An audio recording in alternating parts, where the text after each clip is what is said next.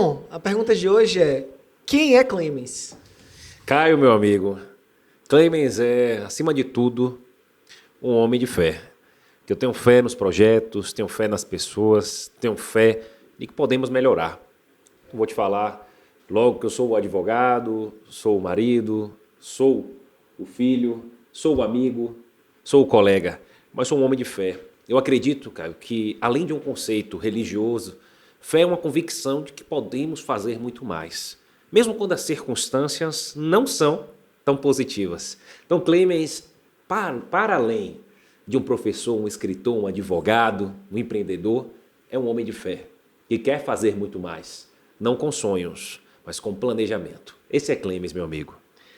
Clemens, a gente está aqui falando, né, de uma pessoa que tem múltiplas funções: advogado, empresário, professor, político. Mas o que é que Clemens vê na carreira dele? O que é que Clemens entende? Como é que se constrói uma carreira e como é que ele construiu a carreira dele? Uma carreira, meu amigo Caio, você que é um advogado e um amigo tão exemplar na sociedade, que superou tanta dificuldade, sem apadrinhamentos, sem atalhos, e vai entender o que eu estou colocando, que uma carreira é construída com muito esforço, Caio. Com muito esforço. Eu comecei na educação com 14 anos, Caio. E desde lá me identifiquei com o direito. Então eu comecei a lidar com a função social do direito, ter essa ligação, Caio, com a política, com obras sociais, ligando a associações, a igrejas, a diversas circunstâncias. E pude me inspirar e me sentir feliz, Caio, dentro de um propósito, ao ver as pessoas mudando de vida. Com projeto de educação, com balcão jurídico, com projeto de emprego e renda. E aí me identifiquei. De uma família esforçada, que minha mãe é corretora de imóveis, meu pai é funcionário público federal, que me deram uma boa educação, me deram uma boa estrutura, mas sempre com muito trabalho e muito esforço, pude desenvolver um conhecimento e levar para a vida pública. Então a carreira é fruto de esforço, de propósito. Se não tiver propósito, não tiver esforço, não vai ter bons resultados. Na vida, qual é a paixão que faz Clemens suspirar? Caio, o que me faz suspirar, levantar assim da cama com alegria, é ver transformação em qualquer segmento. Uma pessoa que mude de vida, uma cidade que respire mais negócios, mais oportunidades, é ver a pobreza aí diminuindo e dando espaço para a riqueza, para a prosperidade. Isso chega a me arrepia, Caio, aqui no vídeo. Isso que me move mesmo. Por isso que eu sou pesquisador. Eu sou da linha da Universidade Federal da Bahia, que ia para campo, Caio. Viajamos para outras cidades pequenas, pesquisar, anotar nas fichas, assim, ver quais são os problemas da sociedade. Levava para a academia e fazia lá as dissertações. Fazia isso por quê? Só por certificado? Não, porque eu gostava de ver e gosto de ver transformação. E é tão difícil, cara, falar disso hoje, porque nós estamos em constante mudança. E se não estivermos aptos a nos transformar naquilo que é importante, você que é um advogado de sucesso, você sabe que a gente estará afadado ao fracasso, cara. Chegou a inteligência artificial, Caio, vamos condená-la, demonizá-la? Não, vamos aprender a conviver com ela, sabendo que o ser humano é a última ratio disso tudo, não pode deixar de ter nenhuma ingerência humana. Mas será que ela pode ser mais benéfica a gente? Então, o que me move mesmo é ver transformação, é ver um propósito dentro dessa transformação. E aí eu atuei e atuo assim na advocacia, na sala de aula, na política, não tendo na política, isso eu deixo muito claro, cara, não entrei com apadrinhamentos, construí um projeto de educação e de emprego e renda, apresentei a deputados, rodei muitas portas, tomei muito chá de espera, como diz a gente aqui na Bahia, e muitos não me ouviram. Até que comecei a ser ouvido pelo amigo querido, deputado Arimateia, trilhei um caminho com ele de projetos educacionais, vivenciando, Caio. Ele viu o meu projeto, a verdade, levamos para mais instituições, ajudamos a qualificar mais pessoas, ajudamos a pegar associações que não eram apadrinhadas e serem transformadas também para atender pessoas. E aí, usando o meu conhecimento como advogado, como professor de direito, lançamos o projeto de empregabilidade, levando mais oportunidades para Salvador, sem apadrinhamentos, com esforço, Caio, com estudo, com muita porta fechada, com muita dificuldade, sem facilitações, mas com muito compromisso. A gente, quando fala de política, a gente fala de uma realidade no qual as pessoas se enxergam fora dela. Sim. Como fazer para mudar essa visão? E por que uma pessoa de 29? Isso, é verdade. E por que uma pessoa de 29 anos deseja hoje ingressar na política? Caio, eu digo que uma frase de um filósofo grego desconhecido, mas que foi consagrada e referenciada por vários palestrantes, que nós nos atentamos aos fatos quando sofremos as consequências, Caio. Eu trago sempre isso para a política. Então, quando você for conscientizado, e aí vem a nossa função do documentário, não posso dar spoiler, viu, Caio? Para você também já saber, vai ser lançado no cinema e tudo, viu, Caio? O documentário. E, gente, o que acontece? Esse documentário trata que a política ela está presente desde o seu elevador até a sua meia. Então, as consequências com impostos, as consequências com a conduta de uma cidade, se tem mais empregos ou menos empregos, se tem mais pobreza ou menos pobreza, e como isso afeta direta e indiretamente a violência urbana, o tráfico de drogas e uma cidade mais feliz, é isso que vai lhe fazer a se atentar e pensar 3 vezes antes de votar alguém na urna. As consequências são as que nos norteiam. Quer ver uma coisa, Caio? Quando a gente fala assim, os pais e filhos, existe uma relação mais sagrada do que pais e filhos? Que muitas das vezes está sendo minada aí nos filmes e na geração atual, que é uma relação comum, Caio. Uma relação como qualquer outra, não é. Relação de pai e filhos, isso entenda-se, as mães, os pais e mães e filhos, são relações sagradas, são relações que moldam o mundo e nos tornam muito melhores. Então, quando você pega essas relações, você pensa, se os filhos desobedecerem os pais e as mães, quais são as consequências? Advertências, punições. Então, eles pensam em não desobedecer. Se a gente não se envolve na política, quais são as consequências? São uma cidade descontrolada, uma cidade vocacionada a ter problemas, que não prospera, que não tem emprego e renda. E isso que a gente ampliando a nível Bahia, o estado da Bahia hoje, é um estado marcado no cenário brasileiro por estar em um ápice de desemprego, em um ápice de violência, em um ápice de problemas. Então, quando eu trago isso para o cidadão, eu digo, você quer que a sua cidade fique assim, com tanta dificuldade? Você tem alguém, Caio, que está desempregado ao seu redor, Caio? Sim. Muitas pessoas, pode dizer até a maioria, né, Caio? Com certeza. Você tem gente, e você é um advogado bem sucedido, mas você mesmo assim, a massa não consegue absorver na cidade, porque é um contexto estadual, um contexto federal, é uma situação econômica, jurídica e política. Num cenário que poderia ser muito melhor, né? Sem dúvida.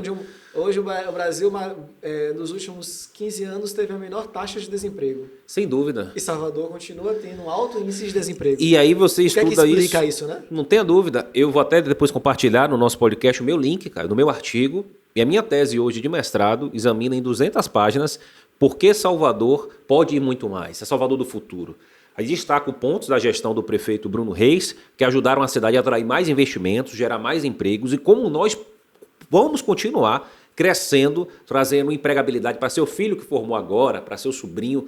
E por que isso é tão importante, Caio? Não podemos perder tempo. E como uma cidade com um viés tão turístico como Salvador ainda explora tão pouco essa vertente? A gente está falando de uma cidade que consegue passar por sol 9 dos 12 meses, se não mais. É verdade. E ainda assim a gente tem uma pouca exploração deste que pode ser nosso principal produto. Não tenha dúvida, eu fico feliz em ver um anfitrião de podcast, um advogado atuante, pensando assim, tão fora da caixa. Como Clemens, uma cidade tão turística, não explora essas riquezas? Sim. Como deveria? Porque tem entraves burocráticos, entraves jurídicos, entraves políticos. E a gestão do prefeito, eu aponto em minha tese, vem se esforçando em trazer isso, mas não depende só dele, tem que passar por trâmite de vereadores, tem que passar por trâmite de interesses estaduais, interesses federais, e nós, enquanto população, somos os mais poderosos em influenciar isso. Pensamos que não, se criam narrativas que você não tem influência na política, mas você tem. E quando se é feito em grupo, você tem um poder de cobrar. Por isso que a gente gerou diversas organizações que possam acompanhar esses projetos, porque uma cidade que emprega muito é uma cidade que tem menos desempregados, menos pessoas para serem massa de manobra de facções, de tráfico, de diversos grupos de violentos dentro das comunidades, e vamos ter uma cidade que respire mais vida, oportunidades, felicidade, que a nossa orla possa ser tão bem povoada como outras orlas são de Salvador, com muitos negócios que vão gerar indiretamente serviços para contabilidade, serviços para engenharia, serviços para advocacia, serviços de diversas ordens. Uma cidade que prospera é uma cidade que dá mais vida. Por isso que eu me dediquei a anos de pesquisa, destacando quais pontos jurídicos políticos devemos ter, trazendo posicionamento de doutores, pós-doutores, expondo essa pesquisa até para fora do país, para que a gente possa tornar Salvador ainda melhor do que já é. E como pré-candidato a vereador, o que é que Clemens acha que é possível fazer de diferente? Olha, Caio, essa pergunta é tão importante, porque a gente discute hoje com tanta irresponsabilidade o que faz um vereador. Tudo bem que não puxem para o meu lado. Porque você é professor de direito, é advogado, vai entender isso. Não, mas qualquer um deveria, sim ou não, Caio? Com certeza. Se tem assessoria para isso, você procura o escritório Caio Rocha aí também, que ele vai lhe orientar bem. Você está aí discutindo elementos tão loucos, já que um deputado estadual tem que propor, que um deputado federal, Caio, tem que propor. E eu digo, o que eu posso fazer diferente? Eu estudei a malha de Salvador na maior dor que nós estamos tendo, que é emprego e renda.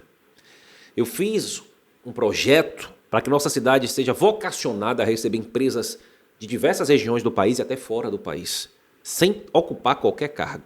Eu entrei e saí com posicionamento de diversos pós-doutores para que nossa cidade possa gerar milhares de empregos diretos e indiretos com o nosso projeto. Para que a nossa cidade absorva a massa de desempregados com mais facilidade, que dê destino aos seus graduados que não estão encontrando oportunidades, que Salvador seja o destino que os empresários fora do país encontrem, para que os nossos recursos sejam bem aplicados e que, sem dúvida, mude a vida das pessoas. Salvador é uma cidade conhecida majoritariamente por um comércio informal. Sim. A gente sabe o quanto de Salvador você vê comerciantes, pequenos comerciantes, ambulantes. Sim. Pessoas, donas de casa que trabalham e que são comerciantes, mas são informais. Sim. Como é que você acha que a política pode ajudar a regularizar isso? Como é que um vereador pode eventualmente transformar essa massa de desconhecido não só numa pessoa que emprega outras pessoas, mas que, além disso, também gera um retorno para a cidade com o pagamento dos tributos? Sim. Sem dúvida nenhuma, a gente deve pensar que o vereador ele propõe projetos de lei, sendo bem grosseiro, ele vai votar em projetos e também vai fiscalizar a aplicação do dinheiro público. Paralelo a isso, o vereador vai buscar que a sua cidade funcione melhor. Então, o vereador vai estar aberto a visitar os locais desses negócios irregulares, a buscar que eles se tornem regulares, a buscar que eles se tornem também mais férteis. E eu penso, Caio, que nós devemos aqui trazer mais qualificação para todos esses empreendedores, microempresários irregulares, para que eles possam usufruir de linhas de crédito, para que eles possam usufruir de estratégias empresariais, fazer convênios com o Sebrae, fazer convênios com institutos, fazer convênios com diversas organizações de educação, para que eu possa ali gerar de maneira rápida milhares de empregos. Porque quando um negócio pequeno prospera, ele contrata muito mais rápido e com muita mais absorção do que uma empresa grande. As pessoas às vezes se confundem, né, Caio? Olha, hoje 70% a 80% da população está empregada nas pequenas e médias empresas, Caio. Então, se eu estimulo o Salvador a regularizar e estimular esses negócios, eu estimulo a absorver essa mão de obra. Eu estimulo até um poder aquisitivo maior. De efeito econômico, você tem uma valorização da mão de obra, você tem um poder aquisitivo nas compras, você sobe o ticket de avaliação em Salvador, você que presta serviço, você que vende produto, você que trabalha, vai viver com muito mais qualidade. Chega de pensarmos que política é mágica. Política é um instrumento de transformação e de vida. Assim como a gente acha bonito o médico apalpando uma pessoa quase morrendo, estancando o seu sangue e trazendo ela de volta à vida, nós temos que entender que a política também tem o seu ar sagrado. E muitas das vezes, por levarmos com tanta brincadeira, com brincadeira de corrupção e até com tom de desprezo, é que entregamos essa ferramenta de vida nas mãos de quem não deveria estar. Porque é essa mesma ferramenta que intermedia na medicina, que intermedia no judiciário, que intermedia em diversos setores e que pode fazer os milhões e bilhões chegarem nas mãos de quem vai salvar vidas. Política é salvar vidas, só depende de quem está nas mãos. Nos últimos anos, nós vimos em Salvador uma migração da cidade para o lado da paralela, para o lado de cada cidade. Sim. E temos visto uma cidade esquecida para o lado do centro, comércio, centro histórico. Sim. Isso também acontece hoje com o evento, por exemplo, do Carnaval, que a gente tem uma super valorização da Barra, do circuito da Barra, Barra Ondina. Mas o que é que você acha que é possível fazer com esses bairros mais descentralizados e que cada vez mais estão caindo, de certo modo, num esquecimento? Sem dúvida, é preciso levar iniciativas privadas que movimentem, Caio. Dar estímulos fiscais, fazer programas de ocupação, fazer um diálogo com os moradores locais e os comerciantes locais do que é preciso, mas, sem dúvida, não podemos aqui trazer ilusões. Existem fenômenos econômicos que vão surgindo na cidade e vão descentralizando. Cidades muito antigas, se a gente vê pelo mundo, também tem esses problemas. O que a gente não pode deixar a população sem assistência. Então, temos projetos consistentes, Caio, no subúrbio. Nós temos já diversas pesquisas nossas, São João do Cabrito, Paripe. Nós ocupamos ali a região da Cidade Baixa, do subúrbio, com projetos ativos. Nós não somos candidato somente da Orla, da Paralela. Nós fizemos um estudo da Malha de Salvador, dos seus 176 bairros, das suas 9 prefeituras bairros. Nós andamos a cidade, ouvimos especialistas, ouvimos a população. E a maior dor, sem dúvida nenhuma, emprego, renda, saúde, Caio, e qualificação. Porque hoje, às vezes, você tem uma vaga disponível aí no LinkedIn. Você recebe aí nos portais, você se apresenta e nunca é chamado, Caio. Eu tô com uma dificuldade imensa de achar uma recepcionista. Olha o que acontece. Já é a quarta. É a quarta. Então o que acontece? Caio aqui, que conhece muita gente, Sim. já prestou serviço para metade de Salvador, está aí com dificuldade de achar recepcionista. Porque a gente tem um problema de comunicação na seriedade do que é emprego e renda, Caio. Se eu abraçar uma ideia, pudesse escolher somente uma ideia, eu abraçaria o emprego e renda. Porque emprego e renda é o maior programa de transformação, cara, do cidadão. Ele quer ir para casa, quer comprar seu carro, quer pagar as contas, pagar remédio, quer ter dignidade. E quando a gente discute isso com seriedade, a gente atrai mais oportunidade, a gente qualifica a população, a gente desativa aquilo que não funciona e faz acontecer na vida das pessoas. Vindo para a parte final, vamos para a nossa parte pode ou não pode. O que é que não pode, o que é que pode ou não pode no trabalho? No trabalho, você pode e deve tentar com sabedoria. Gosto dessa expressão, cara. Veja o que funciona mesmo, que é que dá resultado para as pessoas. Vá no binômio da resultado e afinidade. Então, tente com sabedoria. A vida é de tentativas sábias. Guarde essa frase. Não vá tentar escavar ouro em um mapa que mostra que lá no fundo não tem nada. Procure o mapa. Dedique esforços e chegue. Pode tentar, pode errar. E o que não pode é você achar que é dono do conhecimento. Começar uma vida profissional sem buscar conhecimento. Tem que começar com sabedoria. Esse é o caminho, cara. O que é que pode ou não pode na política? Não pode ser corrupto, por mais que as pessoas brinquem. E corrupto não é só o político, aí vai um alerta. Eu tenho um dado de um artigo meu, vou compartilhar com pode ou não pode. Perdão.